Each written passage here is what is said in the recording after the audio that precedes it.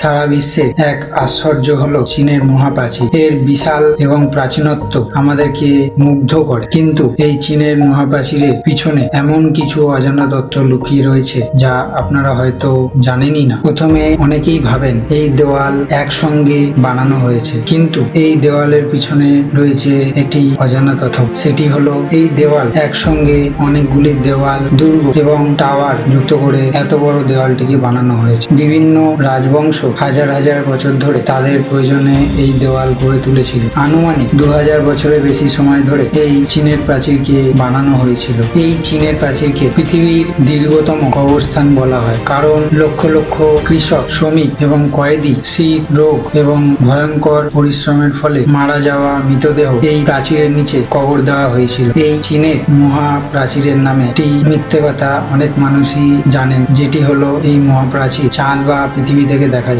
কিন্তু এটি একটি মিথ্যে কথা। কারণ মহাকাশচারীরা এটি নিশ্চিত করেছেন যে চাঁদ বা পৃথিবী থেকে এই মহাপ্রাচীরকে দেখা প্রায় অসম্ভব। বাইরের শত্রুদের আক্রমণ থেকে বাঁচার জন্য এটিকে বানানো হয়েছিল, তবে অনেকবার বাইরের শত্রুরা এটি ভেদ করে চীনে প্রবেশ করেছে। এই চীনের মহাপ্রাচীরে প্রত্যেকটা ইটের মধ্যে হাজার হাজার বছরের পুরনো স্মৃতি রয়েছে। এই ভিডিওতে বলা অজানা তথ্যগুলো আপনাদের কেমন লেগেছে কমেন্ট করে জানাবেন।